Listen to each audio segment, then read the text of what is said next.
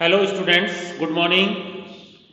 आज के online lecture में हम डिस्कस करेंगे जो लेविस सिद्धांत है या इलेक्ट्रॉन युग्म सिद्धांत है उसकी कमियों के बारे में, limitations of electron pair theory.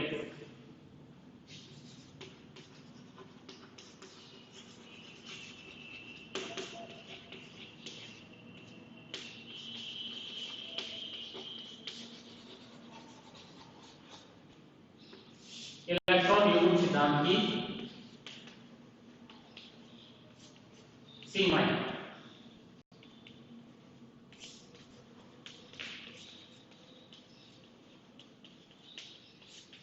पिछले वीडियो में हमने जो इलेक्ट्रॉन पेयर सिद्धांत क्या होता है, किसके बारे में बात करता है, किसने प्रतिपादित किया था, वो उन सब के बारे में हमने बात कर ली थी। क्योंकि ये जो इलेक्ट्रॉन पेयर सिद्धांत है सहसंयोजक बंध की प्रकृति को समझाने हेतु प्रथम प्रयास था, जो कि जीएन लेविस के द्वारा 1916 में या 1916 में ये प्रयास किया गया था।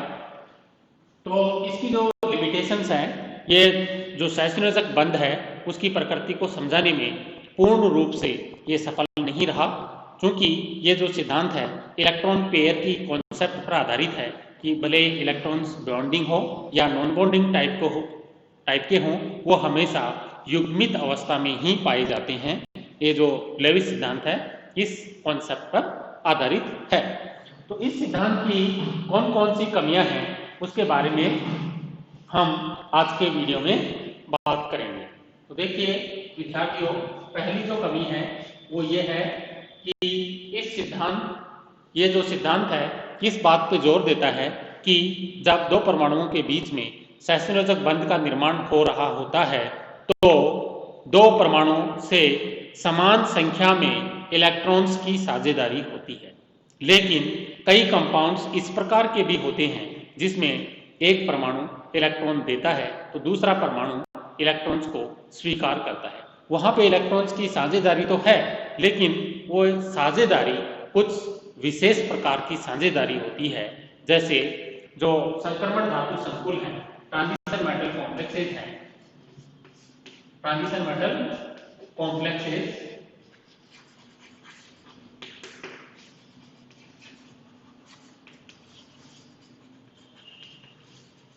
इसमें क्या होता है, धातु और लिगेंड के बीच में एक विशेष प्रकार का बॉन्ड बना होता है जिसको हम कोऑर्डिनेट बॉन्ड के नाम से जानते हैं। कोऑर्डिनेट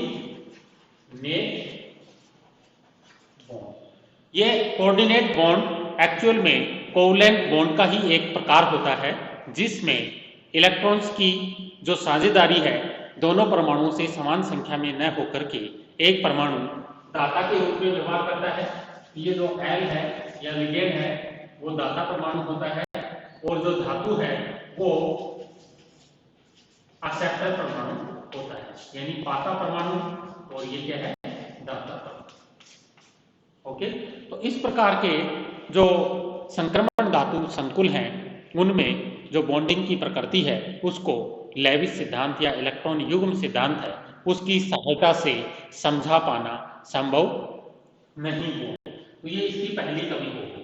ओके, दूसरी कमी देखिए, कुछ कंपाउंड इस प्रकार के होते हैं जो इलेक्ट्रॉन पेयर सिद्धांत है वो इस बात पर बल देता है कि कोई भी परमाणु उतनी संख्या में इलेक्ट्रॉन्स की साझेदारी करता है या उतनी संख्या में कोवलेंट बॉन्ड का निर्माण करता है जितना कि उसको नजदीकी उत्कृष्ट गैस विन्यास के समान इलेक्ट्रॉन्स की संख्या प्राप्त करने के लिए आवश्यकता होती है। ओके, लेकिन कुछ कंपाउंड इस प्रकार के भी हैं जिनको हम इलेक्ट्रॉन न्यून कंपाउंड या इलेक्ट्रॉन न्यून यौगिक के नाम से जानते हैं।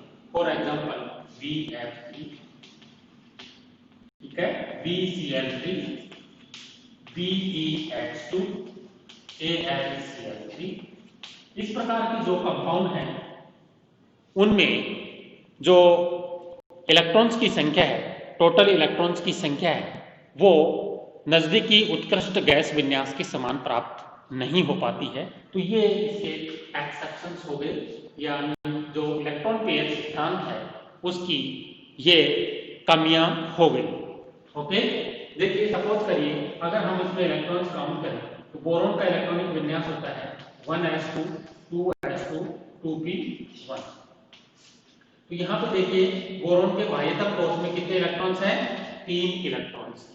3 इलेक्ट्रॉन्स शेयरिंग से आ रहे हैं, यानी 3 जो फ्लोरो है परमाणु है, क्लोरीन परमाणु है, वो 3 इलेक्ट्रॉन्स की साझेदारी करते हैं। तो टोटल इलेक्ट्रॉन्स कितने हो गए हैं? 8 हो गए हैं। नजदीकी उत्कृष्ट गैस विन्यास के समान इलेक्ट्रॉन्स की संख्या प्राप्त करने के लिए इसको 2 इलेक्ट्रॉन्स की और आवश्यकता है।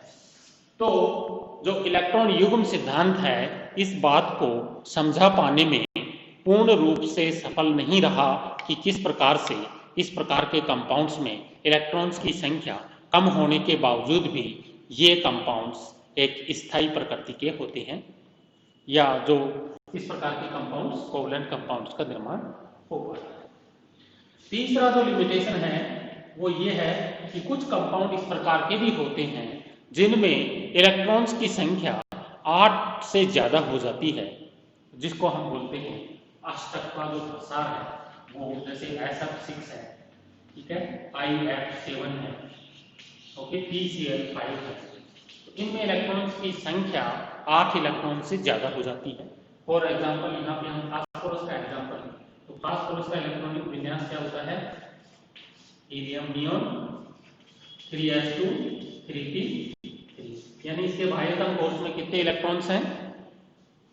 5 इलेक्ट्रॉन्स हैं। 5 इलेक्ट्रॉन्स इसके बाह्यतम कोश में हैं। 5 इलेक्ट्रॉन शेयरिंग से आ रहे हैं। क्लोरीन जो परमाणु है उसका फास्फोरस के साथ में इलेक्ट्रॉन्स का शेयरिंग होगा, जिसके फलस्वरूप टोटल इलेक्ट्रॉन्स कितने हो गए? 10 इलेक्ट्रॉन्स, यानी इसमें सरप्लस में 2 इलेक्ट्रॉन।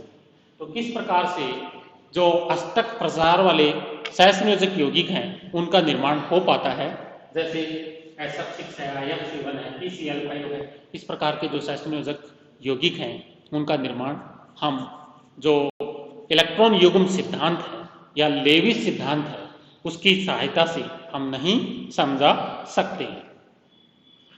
चौथी कमी देखिए,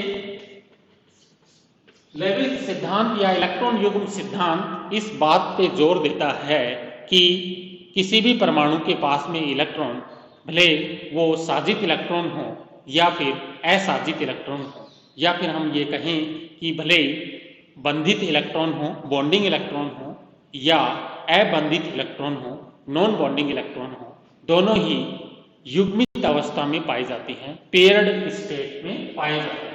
लेकिन कुछ कंपाउंड इस प्रकार के भी होते हैं जिसमें इलेक्ट्रॉन्स पेयर्ड स्थिति में नहीं मिलते हैं। तो देखिए जो NO है, नाइट्रिक ऑक्साइड है, उसमें ये जो इलेक्ट्रॉन दिख रहा है आपको, ये अनपेयर्ड स्थिति में है, पेयर्ड स्थिति में नहीं है। तो इस प्रकार के जो कंपाउंड्स हैं उसका निर्माण किस प्रकार से हो पाता है, ये सिद्धांत उस बात को समझाने में सफल नहीं रहा।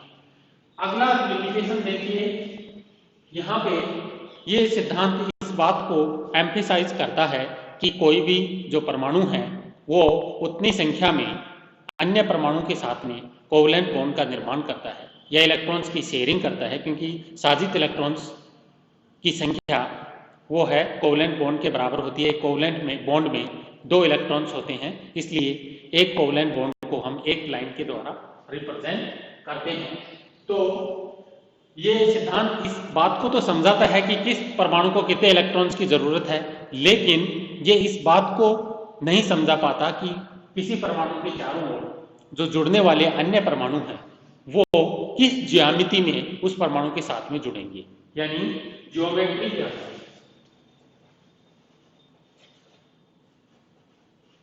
ज्योमेट्री ऑफ द कंपाउंड्स के बारे में ये सिद्धांत नहीं समझा पाता है। अगला लिमिटेशन ये है कि जैसे दो परमाणु के बीच में बॉन्ड बन रहा है, ये तो ठीक है, लेकिन वो बॉन्ड कितनी लंबाई का बन रहा है, उस बंध की बंध सामर्थ्य कितनी है, इन सभी बातों का इलेक्ट्रॉन युग्म सिद्धांत की सहायता से कोई एक्सप्लेनेशन नहीं दिया गया है। देखिए, बंध लंबाई, bond order and bond strength.